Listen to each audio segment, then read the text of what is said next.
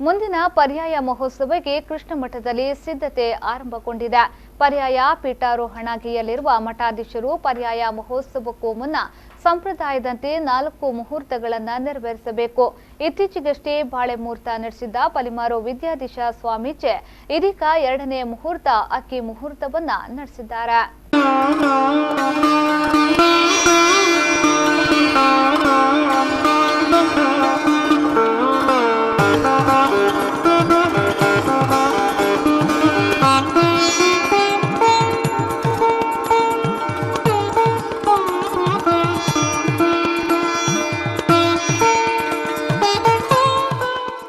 ಉಡುಪಿಯ ನಾಡಹಬ್ಬ ಪರ್ಯಾಯ ಮಹೋತ್ಸವ ಪ್ರತಿ 2 ವರ್ಷಕ್ಕೊಮ್ಮೆ ಬರುವ ಪರ್ಯಾಯ ಮಹೋತ್ಸವಕ್ಕೆ ಉಡುಪಿಯ ಶ್ರೀಕೃಷ್ಣನ ನಾಡು ಸಿದ್ಧಗೊಳ್ತಾ ಇರುತ್ತೆ. ಶ್ರೀಕೃಷ್ಣನ ಪೂಜಾ ಕೈಂಕರ್ಯವನ್ನ ಕೈಗೊಳ್ಳುವ ಅಧಿಕಾರವನ್ನ ಅಷ್ಟಮಠಾಧೀಶರ ಪೈಕಿ ಪ್ರತಿ 2 ವರ್ಷಗಳಿಗೊಮ್ಮೆ ಬದಲಾಗ್ತಾ ಇರುತ್ತೆ.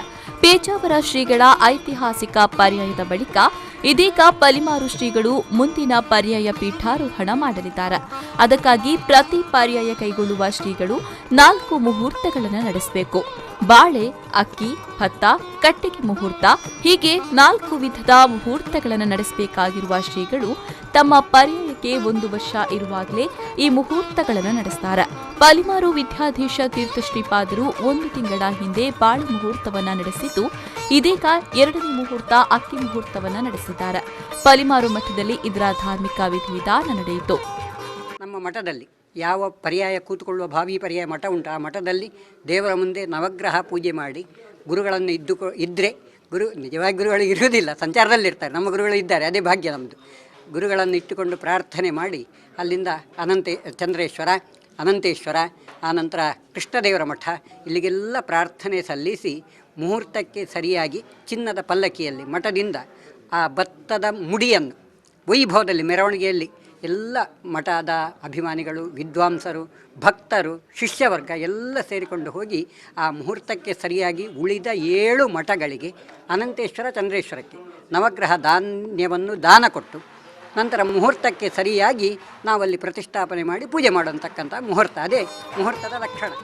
ಅಂದಹಾಗೆ ಅಷ್ಟಮಠಾಧೀಶರ ಪೂಜಾ ಕೈಂಕರ್ಯ ಕೈಗೊಳ್ಳುವ ಸರದಿ ಆರಂಭವಾಗೋದೇ ಪಲಿಮಾರು ಮಠಾಧೀಶರಿಂದ. 800 ವರ್ಷಗಳ ಹಿಂದೆ ಮಧ್ವಾಚಾರ್ಯರು ಈ ಕಟ್ಟುಪಾಡುಗಳನ್ನು ವಿಧಿಸಿದ್ರು.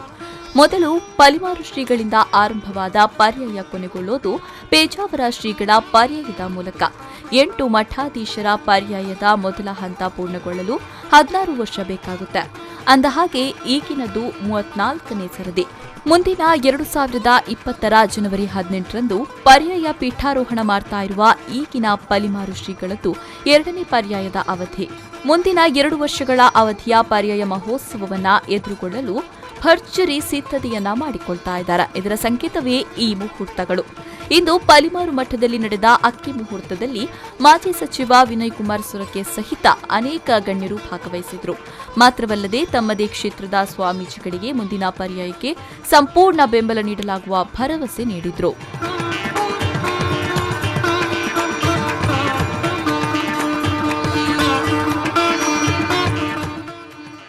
ಅನಾವೃಷ್ಟಿಯೋ ಅಥವಾ ಯುದ್ಧಾದಿಗಳು ಇದೆಲ್ಲ ಯಾವುದೂ ಕೂಡ ಆಗದ ರೀತಿಯಲ್ಲಿ ಅಯಂ ದೇಶ ಕ್ಷೋಭರಹಿತ ಸಜ್ಜನಾ ಸಂತು ನಿರ್ಭಯಾ.